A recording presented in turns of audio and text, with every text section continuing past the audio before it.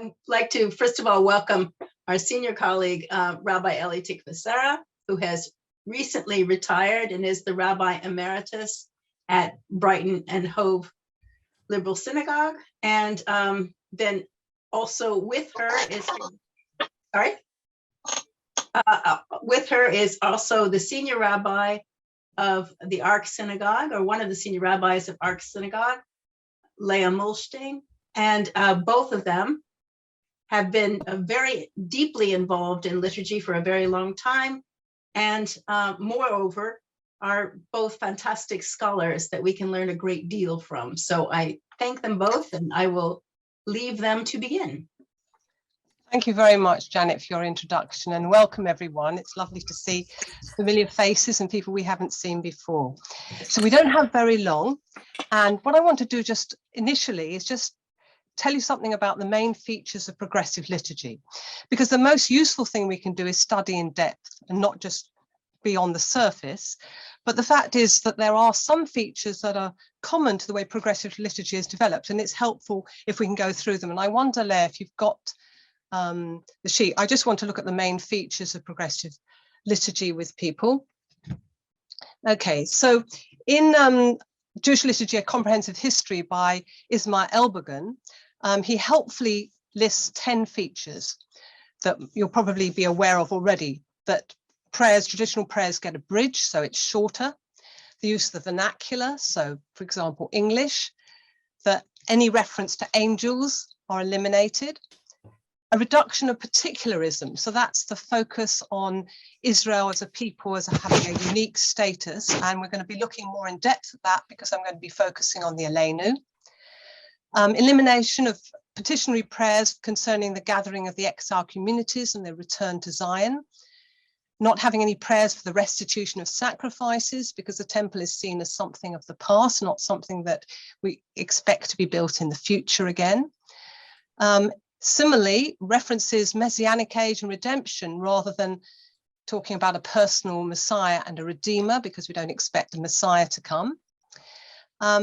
Now, this next one I'd love to say more about, but we have to make so many decisions about what we want to focus on today. So eternity of the soul as a substitute for resurrection. And this is a reference in particular to the prayer, the second prayer of the blessing of the Amidah, where we talk about the Chaye HaMetim, the resurrection of the dead, which wasn't in previous liberal prayer books and which we actually retranslate in a more spiritual way.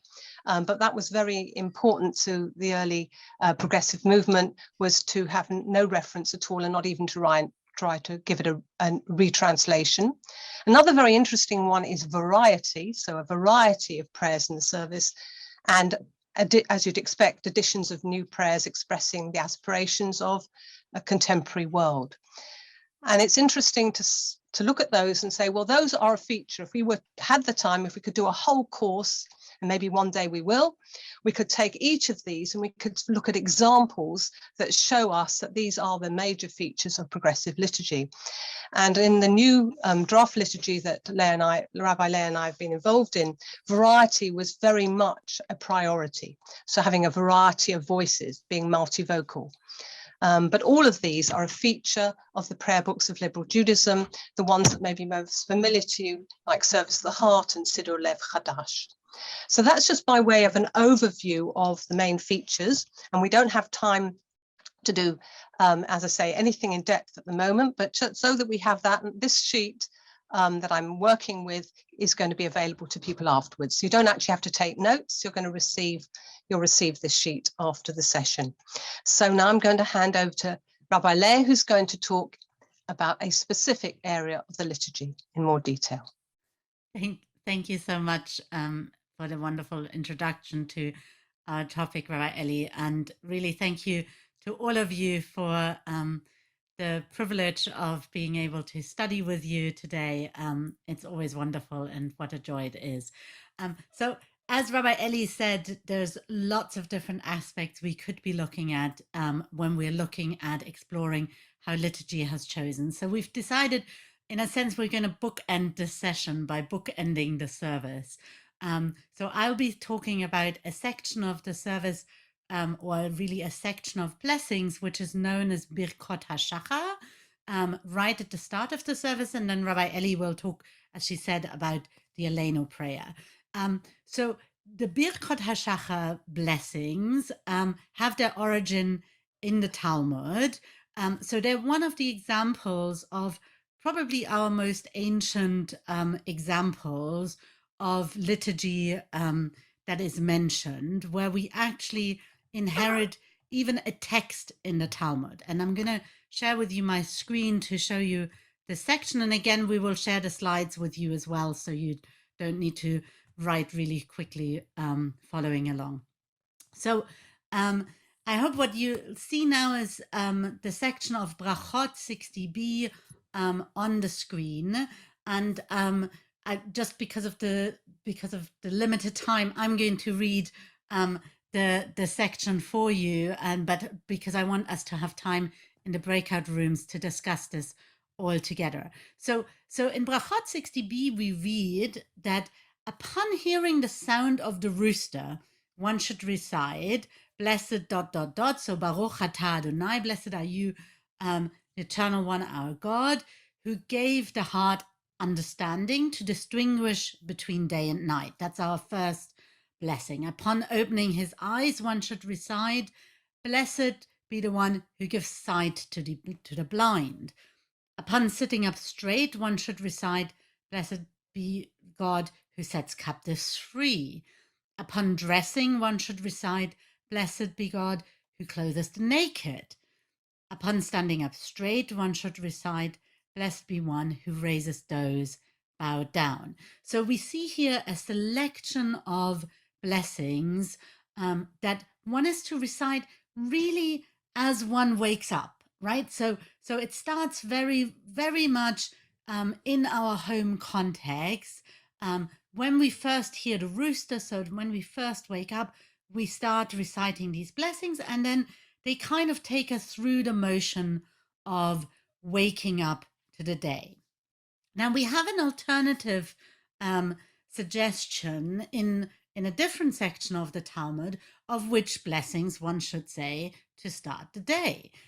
So our alternative is from Menachot 43b, where it says, it is taught in a Baraita that Rabbi Meir would say, a man is obligated, and it's interesting to look at the Hebrew actually here, because it says chayav adam, not chayav ish. So often when the Talmud uses adam, although it's still a masculine language, it's not very definite that it must be a man. So a person is obligated to recite 3 blessings every day, praising God for God's kindness, and these blessings are. But now we see, is this really also for women? What are these 3 blessings? Who did not make me a Gentile, who did not make me a woman, and who did not make me an ignoramus. Now, it doesn't take the rocket scientists among you to figure out that the early reformers of our liturgy, if you keep in mind the principles that Rabbi Elli highlighted for us, were not totally comfortable with this idea. So especially the blessing, who did not make me a woman, was really seen by the early reformers as very problematic. But also the idea that we start our day by saying, by thanking God for not making us a Gentile, right? This is where we are going to see the tension between the universalism and the particularism again, which Rabbi Elli will pick up on. And interestingly, the ignoramus didn't seem to have made it even into the Orthodox prayer book. So we find it in the Talmud, but we don't really see it in the Orthodox prayer book. What happened in the Orthodox prayer book? Well, this became a set of 15 blessings in the end, which you can look up. It's in basically all Orthodox prayer books in the first section of the service, Birkot HaShachar. And in general, it begins, although there is variety about the order depending on whether you follow the Ashkenazi or the Sephardi liturgy. It begins with who gives us the heart to understand, to distinguish between, and who gives the heart understanding to distinguish between day and night, and then moves on who did not make me a Gentile, who did not make me a woman, and who made me according to his will. And then it continues through this ritual of also talking about clothing the naked and so on. But what we already see here with the prayer book is the liturgy has moved from being a home ritual to being performed in synagogue. And there's a lot of debate about, is that the right thing and why is that happening? So the Shulchan Aruch, which is our halachic work that looks at this, the Shulchan Aruch asks why, what is the reason that now this is done in synagogue? And one of the suggestions is maybe people won't know, they can't read, so they won't be able to say the right prayers. But we really see with this already a move to moving prayer into a fixed liturgy. So that's also why this is really interesting, because it's a really clear example where something was intended as a private ritual and moves into the synagogue. What did liberal Judaism do with this? In the beginning, we just decided to get rid of it. So it's not at all in service of the heart. Even in the early Reform prayer book in this country, there's only a very small selection of those blessings. So in a sense, part of it was probably about reducing the length of the service, why it got reduced, but it was also, there was too much theology that made it problematic for us.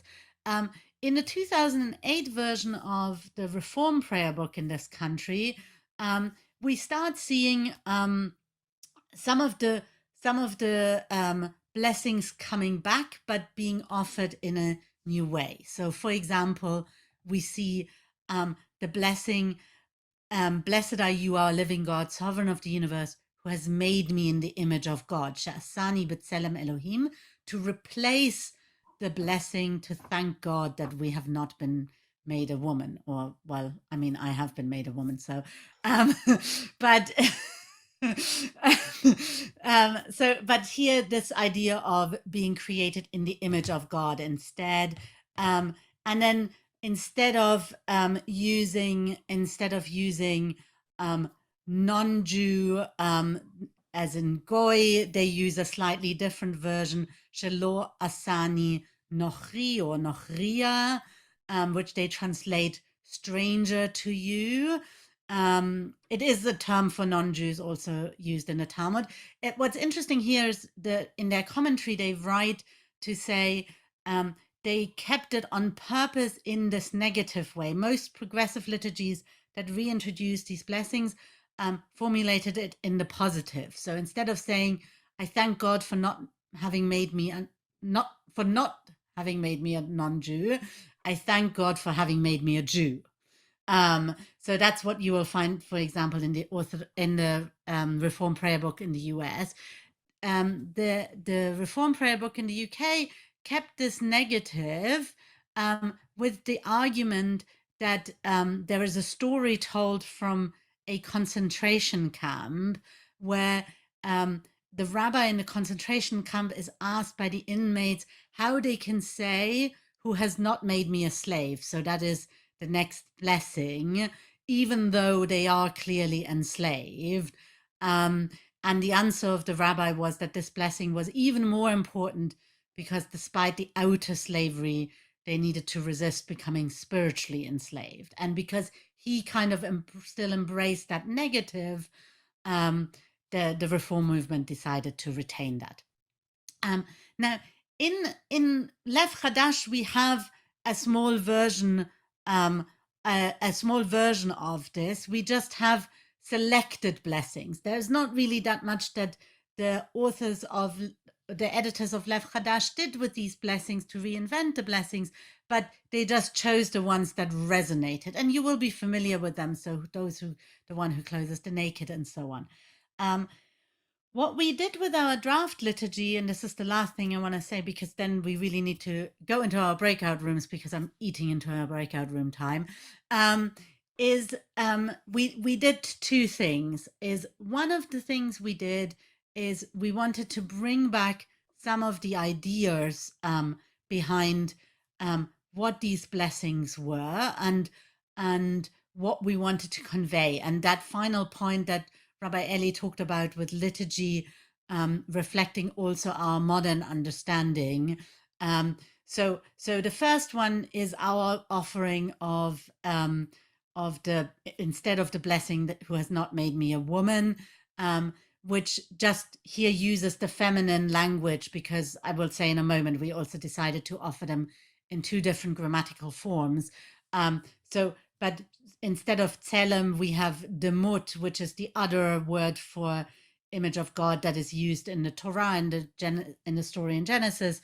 And demut is a feminine noun, so we chose the feminine noun here, or actually Rabbi Mark Solomon, who composed them, chose these. But we also wanted to do a bit more. So we introduced, for example, the blessing, instead of just saying who has made us Israel, we said, actually, this is a beautiful place to introduce that being the children of Israel means we are all of the house of Jacob or Israel. But we always name two matriarchs, Leah and Rachel, but actually the children have four mothers. And so we on purpose here included Bilhah and Zilpah, who are not traditionally included in our liturgy as matriarchs, because in fact they were the mothers of the children of Israel. We also brought back this image of the rooster from that, which started in the Talmud, about the rooster actually being smart enough to distinguish between day and night, because actually it's not really us who are smart enough in this imagery in the Talmud. It's the rooster who wakes us, and the rooster recognizes the difference between day and night. But probably the most obvious thing that we did is that we presented the blessings in two versions.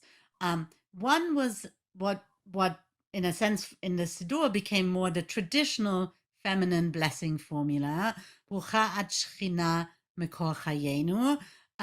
You will be familiar with this imagery of Shechina Mekor Chayenu from our High Holiday prayer book, where we introduced the prayer Shechina Mekor Chayenu as a parallel to Avinu Malkeinu. And here we use it as an introductory blessing formula instead of Baruch Atah Adonai.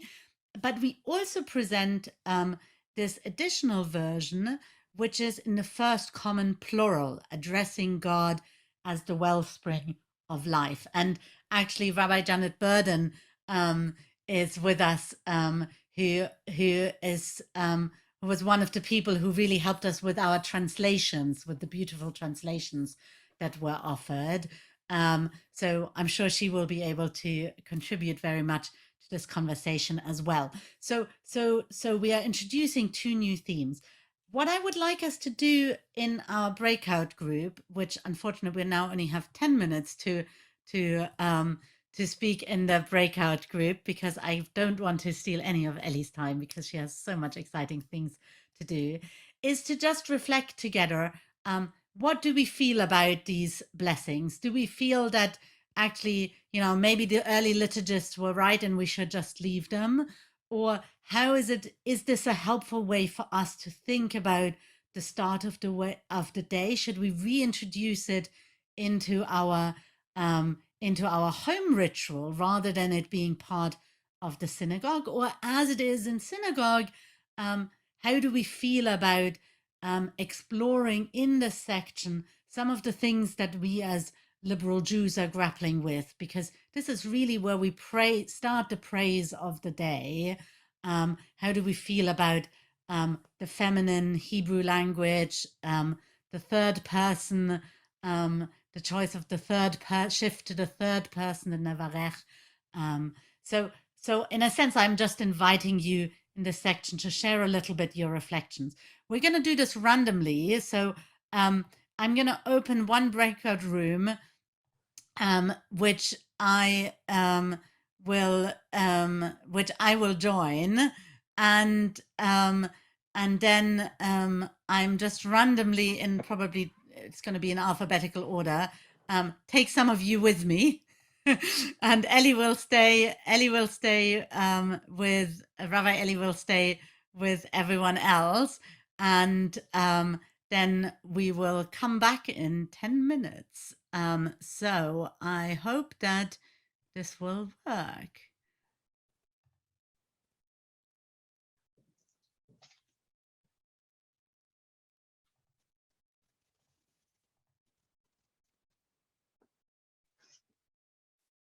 Okay, so it seems like it has worked.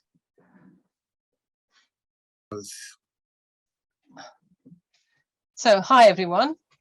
So Leah's taken some of you to her, and we're going to have a discussion now about these opening morning blessings. Anybody got some initial thoughts? And let me just change my view so I can see everybody. That's it. Any initial thoughts or responses? Hello, Owen. Yeah.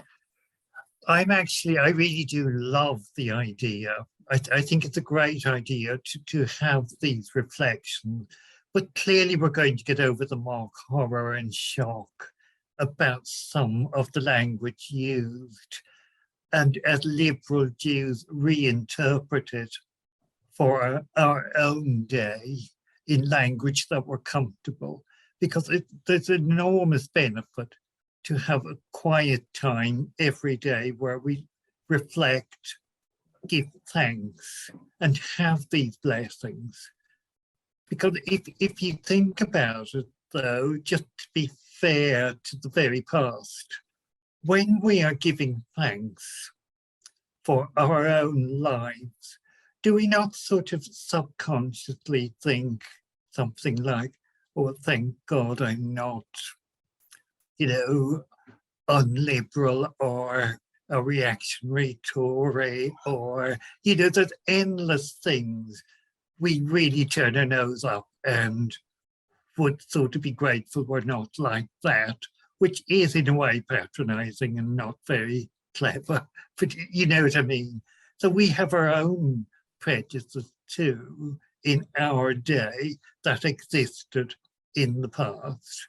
So my view basically is we should really enjoy the blessings and reinterpret them for our own day. Yeah, Okay. thank you, Aaron. And perhaps it's an interesting principle that maybe we should only ever say things in the positive rather than formulate things in the negative. Yes. Any other thoughts? Responses?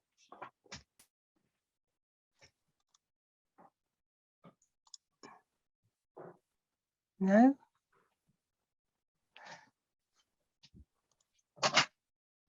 Has anybody here ever prayed a traditional liturgy? That's an interesting one. No? Not really. I see my life as far more simple. I'm just pleased I made it through the night. I'm not being flippant here. I can remember times when I came round in recovery and couldn't believe I was still alive. And so it is simpler for me. I haven't asked for the details. I've just been pleased to be here. And does liturgy have any role in that? I mean, do you in the morning sort of express a thankfulness out loud? I think the liturgy for me is a sense of belonging, of having a home to come home to. Part of my identity. But I think if the chips are down, which they have been in the past, it becomes much simpler. And the only time I have not been pleased that I was a woman was because I have a male chauvinist pig living next door who trades on the fact that I'm female and not male. But otherwise, there are all sorts of advantages to being female. Well, thankfully, that question was solved a long time ago by our predecessors, that particular blessing. Any other thoughts? Maybe there's a particular blessing from the morning blessings that resonates. Is it part? I mean, it's interesting because it's an introductory part of the service. It's sort of a warm-up part before we come together as a community with the Baruch Hu. And, you know, the extent to which we do or don't really think about it, reflect on it, or focus on the main part prayers. I mean, I'm just interested in people's responses to that. I agree with the part where we said that we are not. Do you want to sit here and maybe look at some sandals for 2 minutes, 10 minutes? Hold on, I can't see who's speaking at the moment. Is that Pip again? I was speaking, but there was somebody else, Benjamin. I just wanted to see if somebody, if that's okay, Pip, I just wanted to see if somebody else wanted to say something. Michelle. Yeah, I like the introduction of the Shekinah. That speaks to me very much. Helps me reimagine, you know, having kind of grown up with the patriarchal God, reimagining it as the feminine speaks to me very much. I have to say, I do like the Reform blessings as well. And what do you like about them? I can't remember them off the top of my head now, but certainly the for not having made me a slave. Yeah. I see what you mean. Oh, the ones we just shared. Yeah. Yeah. Not making me a stranger to you. I mean, it's interesting that the use of the negative, but yes, they're nice ideas. Yeah. I also quite like the idea of making my own blessings in the morning. So I quite often will say Moda ani lefanecha, and then I'll do a gratitude practice.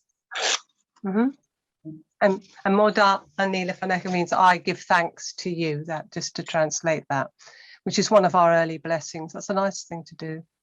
Yeah, thank you for that, Michelle. Any other thoughts about this early section?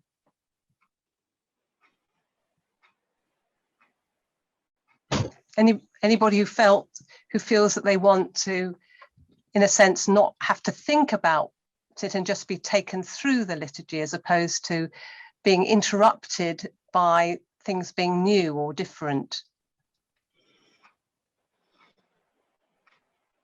Can I say something? Yeah, of course. Yeah, because I was actually just about to say that. I think your comment about that doesn't think too much about it, and I have to say I think I'm probably in that category with the general service. And familiarity is just something that I think you almost sort of allows you to go off and you're saying the prayers half the time, but you're not necessarily concentrating on them because your mind's away doing something else. And I think maybe it's an age thing, because I think as I get older, I'm more like that. I mean, for sure, I wouldn't want to be saying something that I didn't agree with, but I'm quite happy, you know, almost to let the rabbi, I know this sounds a cop out, let the rabbis do it so long as I'm okay with it and it's familiar, and then I'm, you know, I almost do my own thing, for lack of a better word. I mean, so, you know, this is a big issue, isn't it, between those, when we say we want them to be familiar, it's on the basis of the assumption that we've actually been maybe a frequent attender of services and it is familiar. My experience actually of being in my synagogue for over 20 years at Brighton was an awful lot of new people came for whom services were not familiar. So they didn't have that background. And what they were looking for was prayers that actually addressed them, that made them feel that they as an individual. So these early blessings actually did matter. And it's interesting when we introduced the liturgy that a lot of younger people, newer people, were really very pleasantly kind of surprised that there was in language that they could relate to. So there is a thing between somebody who's been a regular and somebody who's new, which is an interesting dynamic. Yeah, I mean, absolutely. I wasn't suggesting that it didn't matter. You just said, you know, Sure. Other people, and that was me. I mean, you know, just the way it is. Sure. I can see Morris shaking his head, nodding his head, not shaking his head, nodding. No, absolutely. No, I completely get what you're saying, Ellie. I think that for people who, I mean, when we've been in services for a long time, we just kind of we don't have so much trouble with the language, even when it doesn't say what we are feeling, because we kind of do an automatic translation in our head. And I feel people have People who are very familiar with it are sometimes quite over assertive to say, well, you know, it should be left as it is because we know what we're thinking and it doesn't really matter what. But for people who are new, I think that's absolutely not true, and they're looking at it and saying, wait a minute, no, this is not what I feel. And so I think so I'm not at all surprised that for new people you saw a big difference for new people, that they would they really they're more likely to take what we say literally. I mean, it'd be interesting, wouldn't it, to facilitate a proper discussion and dialogue in different synagogues between those sort of two groups of people, actually. People who've been there for, you know, 10 plus years and people who've joined in the last couple of years. That might be an interesting discussion. Any other thoughts? I think there was sorry, we came back, Ellie. Oh, sorry, I didn't realize. No, that's okay. But I was just going to say, I think that ties in very nicely with the last comment that we had in our group, which was very much from a synagogue regular who said, Celia, I don't know, Celia, do you want to just say it yourself again about how it at first it feels you're not unusual, or I can't remember your words. Say it in your own words. The idea that, well, when something is new anyway, often it shocks a bit, and that I personally find that the new vocabulary, and so we're talking about two things. On the one hand, some changing of the words on the blessings, which I think on the last point that I heard, I understood it was those who repeat them these days with the old words know what they really mean. I think we should really have the vocabulary of what we mean and not use words. What I said was otherwise in the language, and the feminine language, it grows on you. And the more you use it, in fact, it becomes very intimate, very homely was the word I used. And my point was that it shouldn't be either exclusively in the home or exclusively in the synagogue, but that there are moments for both, perhaps, but it becomes very intimate and homely in that sense. Well, thank you. So I'm glad I got a chance to hear that. Thank you very much. So we're going to move swiftly on to the end of the service. So we've done something from the beginning and we're now going to go to the end of the service. And we're going to look at the Elenu. And the Elenu is probably a prayer that has had the most changes, most kind of radical changes, but we'll see that in a moment. I just want to say a couple of things about the history, and you don't need to take notes because this is going to, you'll receive this information afterwards. First of all, the Elenu first appears in the Musaf additional service for Rosh Hashanah, which is the Malchuyot, the God's kingship that is referred to, because Rosh Hashanah is Yom Hadin, the day of judgment. God's seen as a king, and in the Elenu it refers to God as Melech Malchei HaMelachim, the king above the king of kings. So that's its first outing as a prayer, and with the first set of shofar blastings in that part of the service. And it's actually attributed to the Babylonian Talmudic sage Rav Abba Arika, who lived in the 2nd to 3rd century, but we don't know exactly. And later on, we have the first prayer book, which is the 9th century, where we actually see it in its Rosh Hashanah context. But what's interesting is it then gets then used in daily prayer and Shabbat prayer, and then it begins to have quite an impact. What I'd like to ask is, Leah, could you just share, please, the slide 3 of the Elenu.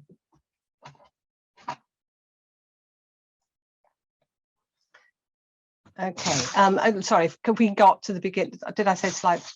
Yeah, at the beginning of it. So I'm going to read this. It is familiar to some of us, but this is the traditional version, and it's a traditional version that has a line in it which has I'm just going to say a couple of things about, because it's quite interesting. Anybody who's been to an Orthodox service, this may have some familiarity, but there's one particular line that won't be so familiar, and I'm just going to say something about that when I've read it. So this is a traditional version of the Elenu. It's our duty to praise the Master of all, to ascribe greatness to the author of creation, who has not made us like the nations of the land, nor placed us like the families of the earth, who's not made our portion like theirs, nor our destiny like all their multitudes. For they worship vanity and emptiness and pray to God who cannot save. Now, this is radically different from the Elenu you'll be familiar with in Siddur Lev Chadash, or indeed Shira Hadashah, the new liturgy, which we're going to look at in a moment.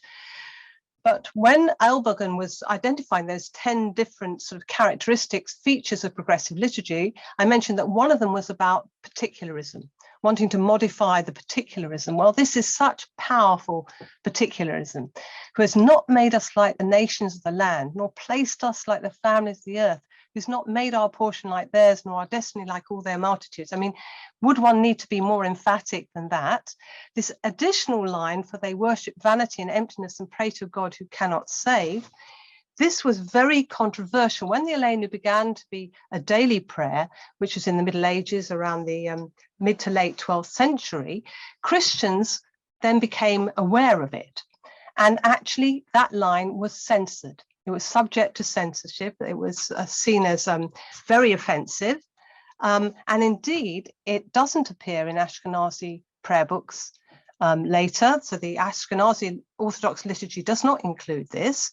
However, interestingly, we've got this text here from the Koran Siddur, which was published in 2009, edited by Rabbi Jonathan Sachs, who I'm sure you've heard of. And he chose to put this line in, although the previous authorized Orthodox prayer book of the United Hebrew Congregations that he had also edited in 2007 does not have this line. So sadly, may his memory be for blessings, we can't ask him why he decided to put this line in. But it's interesting that we have an Orthodox liturgy that's not used to making amendments to the liturgy, him actually going back hundreds of years and deciding to reinstate in the Ashkenazi liturgy this line. Whatever, we don't have time to say more about that, but what's interesting is how radically particular this blessing is. If we now turn to the next slide, where we can see the variations for the Siddur Lev Chadash and Shira Hadashah alongside it. So Lev Chadash, this will be quite familiar to those who are familiar with the liturgy. So instead of saying all of that about us being utterly separate, says, whose unity it is our duty, our mission to make known, whose rule it is our task to make effective. So this is a substitution for not making us like the other peoples, not being like the other families of the earth, not having a portion like theirs, whose unity it is our mission to make known, whose rule it is our task to make effective. Alongside that, we've got the version in Shira Hadashah. Having said that, we've actually put the two versions alongside one another as alternatives in the draft Siddur. But this is the one that is not like Siddur Lev Chadash, and that is Natan Lanu Torat Emet v'chaye olam nata b'tochenu. Now that might ring bells with you, because actually this is taken from the second Torah blessing, the blessing for the Torah that we say after the Torah reading. It's a direct quotation, who gave us, we've got teachings of truth, or gave us a Torah of truth and planted eternal life within us. So these are the alternatives for that particularism. Now, one argument could be, well, why have something particularistic at all? Do we want, we want a universal, we're universalist. The second paragraph of the Elenu, known as the Alkane, is a universal statement. And in fact, interestingly, that paragraph in the original Hebrew hasn't changed in all the different progressive liturgies for the last 200 years since they began. We're looking at the moment now at the second part of the first paragraph, the Elenu, but I'm thinking of the next one, which we're not looking at today, where it's a completely universalist message. So we have a question here about particularism, and you may feel, well, do we need to be particularistic? But if we're not particularistic, then what is it that distinguishes us as the Jewish people? So this is a question that we need to reflect on. We've got these two versions. One of them is saying, well, what distinguishes us, this is Siddur Lev Chadash, is that our role as the Jewish people has been to make the unity of God known to the world. Ethical monotheism. We were responsible for that as the first monotheistic religious civilization. The other version saying, well, what is making us unique is that we have this covenant with God, which is mediated by the Torah. So us being the guardians of the Torah, that's our unique relationship with God. So I've got a question that I'd like you to reflect on in the breakout groups. And that is, first of all, do you think there is something distinctive about being the Jewish people? And do we need to say something, that there is something distinctive? Do we think there's something distinctive? And if we do, how we feel about these two formulations, one that focuses on the unity of God and our role in proclaiming that as the Jewish people, and one that focuses on the gift of Torah and our responsibility for the Torah. So we're going to go into breakout groups as we did before, and those are the questions I'd like you to reflect on. And it'd be lovely to have time for feedback afterwards, but our time is very short, but hopefully we'll have some good discussions. So Leah's going to do her apportioning. I'm gonna try to click as quickly as I can, and try to get a few different people, so that we're not all in the same with the same groups. So if you would follow me into the breakout room, those who come.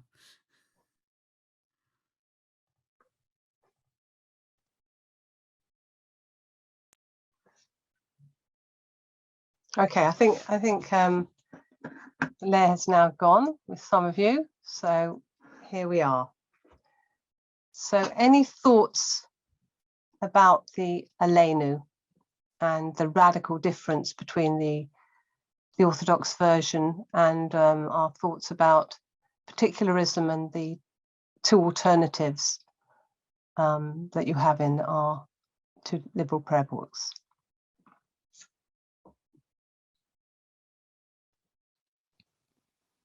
I found, sorry. Oh, go ahead, Caroline. Yeah, go on, Caroline. I found that quite shocking. I hadn't been aware of that particularism in the Orthodox at all.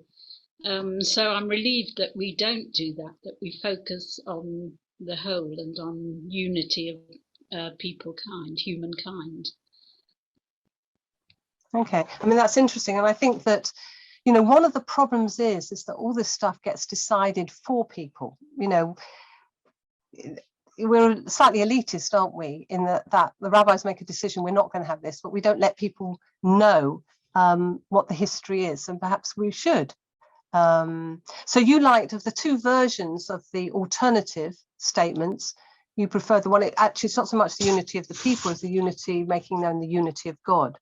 But you like that particular conception. I think so, yeah. And it's also nice that it's all been so thought about. You feel every word has been weighed in the new version, which I'm sure it has. Thank you. Any other thoughts? Yeah, I liked your version, the second version.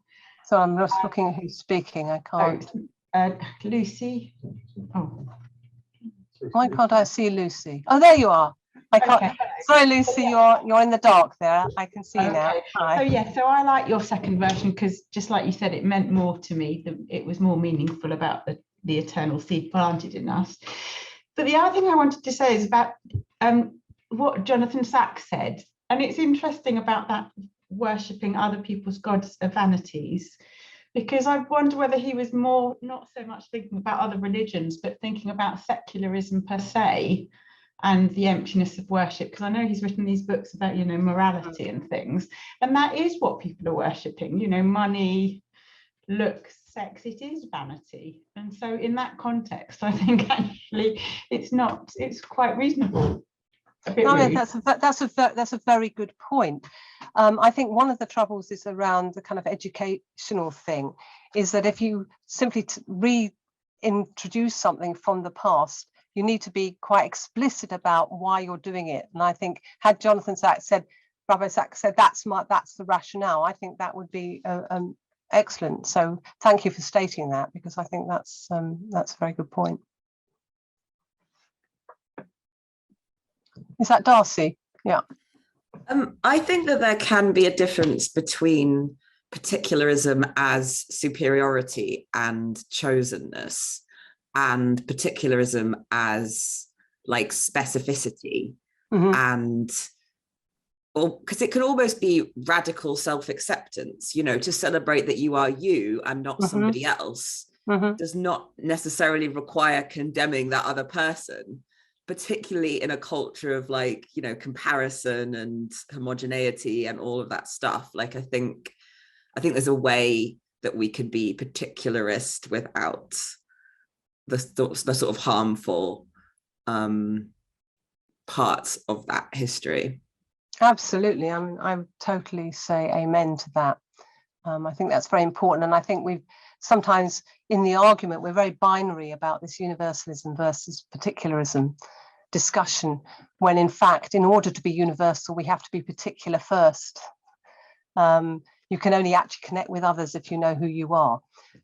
So thank you for that point, Darcy. Thank you. Any other reflections?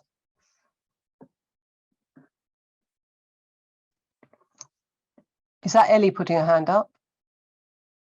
No. I was going to say, I think we feel sort of not exactly embarrassed, but we feel that somehow we shouldn't be particular as Jews, that there's something wrong with that. But all other ethnic minorities are standing up loud and proud. And Christians are, you know, they're saying you were only saved if you believe in God. So I think, I don't think we should feel so defensive about it. I think obviously we want the universal as well, but you need the particularism as well without feeling defensive about it, I think.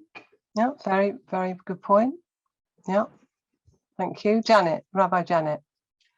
Well, one of the things that is different in some liturgies in America is trying to get rid of the idea of chosenness, because chosenness, yes, you can be chosen for a particular mission, which is what I think the current version is talking about.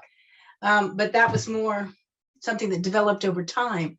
But it is that superiority thing. The reason I put my hand down before is I thought Darcy explained that very, very well and was incredibly helpful. But I do think that the whole idea of chosenness. Sorry, I'm getting this off.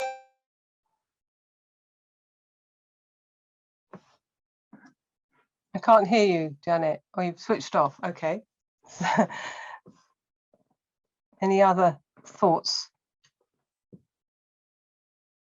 you want to share? I always think it's better to define yourself. Yeah, define yourself by what you are, not by what you're not, you know, in any walk of life. And I think that has more resonance, like Lucy was saying, for today, you know, owning stuff, and this is what I am rather than I'm not this, because the older versions seem to me to be quite reactionary to Christianity, you know, like we're not them, which I don't know that that's helpful in the 21st century. Yeah, so a positive assertion of who we are. And I mean, I'm interested in people's responses to those. So Caroline mentioned that she liked the idea of that we're expressing and affirming the oneness of God. What about this sense of the uniqueness of our tradition, the Torah? That's our tradition. Is that something that we feel proud to assert as what defines us, the history, the stories, the teaching? Janet's nodding. Yeah. Any other thoughts about that? Because I'd have to say personally, I feel a bit uncomfortable today in claiming that we're the ones that our uniqueness lies in our assertion of the unity of God, because I think there are many monotheistic religions around. So I don't feel that that's the unique selling USP of Judaism. Christians are monotheistic, Muslims are monotheistic. In fact, Hindus are. It's just people don't understand Hinduism. So personally, I find that is a bit old-fashioned to say that we're the ones that assert the unity of God. But I know that a lot of my colleagues don't agree with me. I mean, it's an active discussion amongst the rabbis, actually. But I think we could definitely argue that the Torah is what makes us unique. Janet, Rabbi Janet. If I could replace that whole first paragraph, I would do it with that quote of "to open eyes when others close them." The idea of Emmanuel Edo, is that Emmanuel? Yeah, exactly. The idea of it being that our job is to somehow assert a particular kind of humanity that comes from being a fringe community in so many ways. See, but I'm not even sure about that, because when we claim that we do that, do we do that more than other people do that? Do we? I mean, I think there is something that comes from our minority status, but there are other minorities, and is that our exclusive, light to the nations kind of thing? Not exclusive, but it is true that, the first thing that attracted me to Judaism was the fact that I got involved in lots of social action work, trying to make meaning out of my life. And a highly disproportionate number of the people I met were Jewish. There was something that was a calling from our history, from our lived experience. I don't know. But yes, I do think there's something that is particular to Jewish history that does inspire that disproportionately. But that could have just been a weird experience of mine. No, I think it's an argument, isn't it? I can see we've come back together. I can see Rabbi Leah. Absolutely. And we also talked about social justice and social activism as being one feature of Jewish particularism.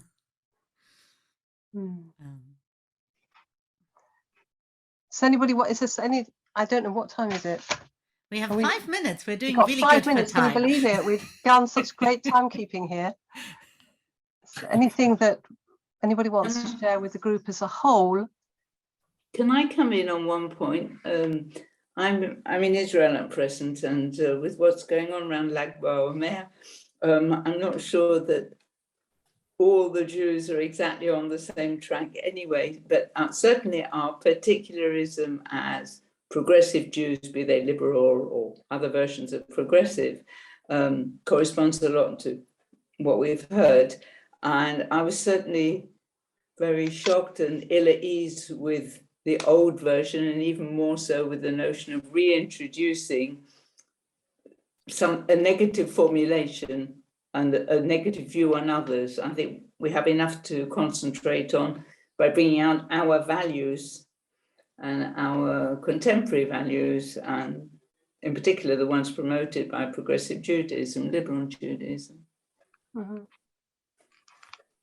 I think one of the things that comes out of this, us having an opportunity to discuss it, is how important it has been that we have this sense that we have something that liberal Judaism or progressive Judaism in general has got something to say, and that we reflect that in our liturgy. And that liturgy inherently needs to be contemporary.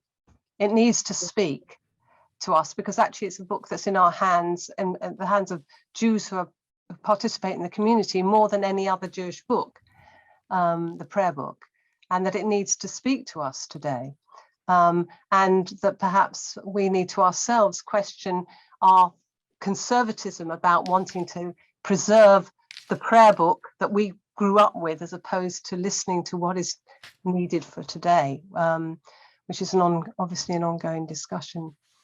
Rabbi Leah, was there something you'd like to say in closing? No, I think sorry that I looked like I was going away, but I was suddenly intrigued about why did Jonathan Sacks put this phrase back into the Koran Sacks Siddur. Well, actually, Lucy came up with. Sorry to interrupt, but actually, Lucy Goffey came up with a good suggestion. Lucy, do you want to share it?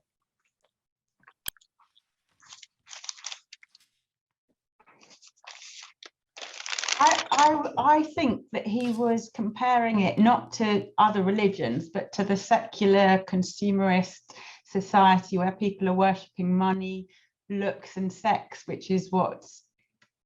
So I wonder whether it was in reference to that, because he's written that book about morality where he talks about that rather than about other religions. So it might be, I think it might be a much more trivial practical reason, because I think the Koran Saxidor is based on Rinat Yisrael, which was the authoritative, because Koran is an Israeli publisher, and it was the authoritative kind of modern Orthodox Ashkenazi Siddur, and it also has that include that phrase in it. So I think the Hebrew text of the Koran Saxidor is primarily based on Rinat Yisrael. But it might not be true. But that would be my guess. But I wanted to double check that I'm not misremembering Rinat Yisrael. I think we have to unfortunately wrap up. Rabbi Elli and I already said, wow, we have no idea how we're going to cover this everything in what liberal Jews pray in 1 hour, and we absolutely did not. But we are really grateful to have had a chance to even just explore some glimpse with you. We are going to send you the notes so that you can look at them again. And if you are interested, if this is a topic that you're interested in more, then do let us know, because we can offer it as an education hub series, where we do 4 or 5 sessions on it and really explore in more depth with a bit more time different numbers of prayers and the different themes, as Rabbi Elli highlighted for us, because it's such a rich history and there's so much for us to explore. And I think it's sometimes useful to explore going back to look forward. So this example, I know one of the comments that I got a lot with Shira Chadashah, once people got over the feminine language, was, what's the rooster doing there?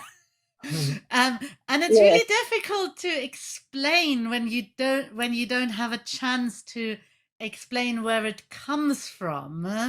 But it wasn't just Rabbi Mark Solomon made up the rooster suddenly, but it's really deeply anchored in the tradition. So sometimes having an opportunity to look beneath just the words is also helpful for us to be able to think, is this something we might be able to relate to and look forward to as we move forward. So thank you so much for all your contribution. I made some wonderful notes. Elli, we have some really good things to talk about after this session. And I look forward to many more opportunities of studying with you. And now I'm going to hand over back to our host. Thank you very much to both of you for fascinating sessions. I have sat and listened to you both over many years, and there's still always something that I learn, and I'm really grateful for that. So thank you, and thank you for wonderful comments that have really helped me this evening as well. So thank you all very much. I hope that you will join us for some of the other sessions. You had the chance to sign up for them. Perhaps some of you have. So on Wednesday nights, the Education Hub is going to be continuing, and Tom Rich has been also facilitating all of this and letting people in and out and being very quiet in the background there. So thank you to Tom as well. So and we should probably say see you at the day of celebration. Very good. I was just going to say, I think it's still possible to sign up for Day of Celebration. There we go. You got that. And we're very much looking forward to that as well. It looks like a fantastic program. And we're looking forward to seeing you on Sunday. So thank you. It was lovely to see you all. Thank you for coming. Everyone. Thank you. Bye-bye. Thank you.